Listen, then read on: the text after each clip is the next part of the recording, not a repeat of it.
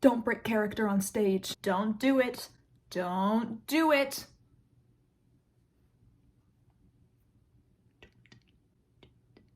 Also, shout out to the cast of The Lightning Thief. Sup, peeps. Hey guys, welcome back to another video on the internet. Hi, for those of you who don't know me, my name is Ava Britton, spelled wrong both times. It's European. And last week we talked a little bit about comedic timing and how to be funny on stage, but I fear I have gone too far and now you're all too funny and you can't contain your laughter on stage. But don't worry, I got you. Today we're gonna be talking about how to not break character on stage, which is a fancy way of saying, don't laugh, don't do it, don't do it. Okay, which I know is easier said than done, so I have some advice as someone who used to play games with their friends on stage, and when we were all in the ensemble, we would like try to make each other break character on stage because we're professional like that. But now that I'm all grown up,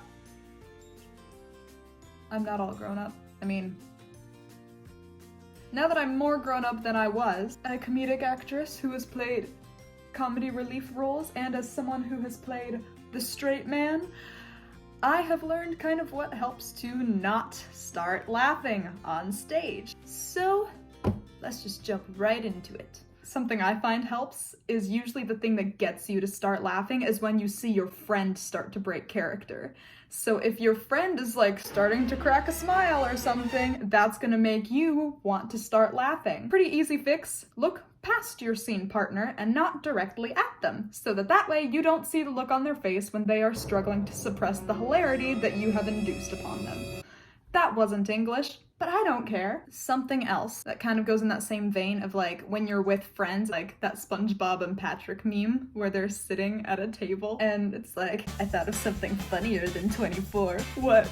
25? I only know that because I was doing research for the show that I'm in, which is SpongeBob. But we kind of have that same mentality if we're friends with people in the cast and they become your scene partners in the shows that you're in. It's like anything that might not even be funny. You'll start laughing on stage and you'll be like, this is our offstage friendship and we make each other laugh offstage all the time. So something that helps me when I get into that state of, oh, my friends and I are almost gonna laugh at each other on stage, is I stop thinking like they're my friends and I start thinking like my character. So for instance, if I was playing the straight man and my friend was playing the comedy relief and they like said some joke that was funny, I wouldn't think as like, haha, Riley is making me laugh on stage. Sorry for calling you out, Riley, I'm just thinking back to Singing in the Rain. Instead, I'd be thinking of like, I am so offended by what that character just said to my character. How dare she make a joke at my expense?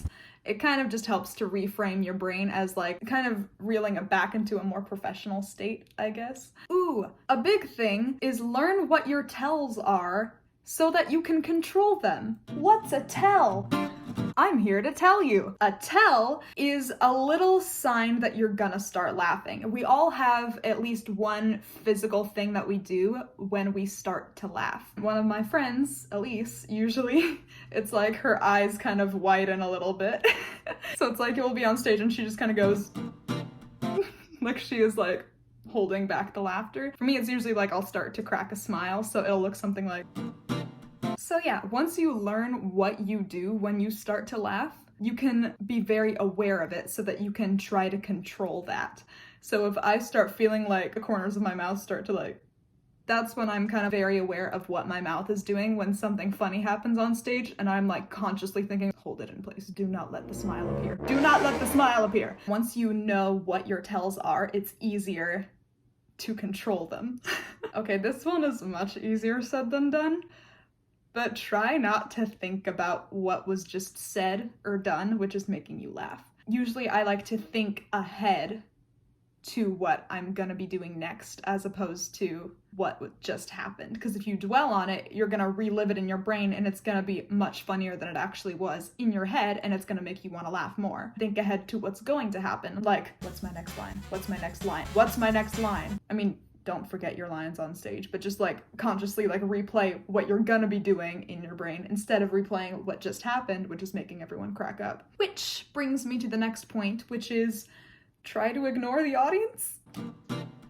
I know that's kind of a bad thing to do because you want to be aware of like when the laughter fizzles out so you don't miss your cue into your next line. But kind of in the same vein as like if your friend starts to break character on stage, you'll have the inclination to do the same. So if the audience is cracking up, maybe someone has like a funny laugh in the audience. I have a weird recognizable laugh. It's endearingly called the squeaky eagle laugh. It's gotten better. But yeah, if you just try to ignore the audience laughing, which I know is easier said than done, and I have broken character on stage, I'm a professional, okay? Yeah, that's about it.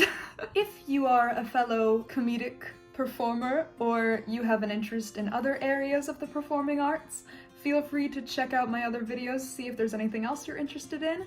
I hope you guys have a good day. Bye!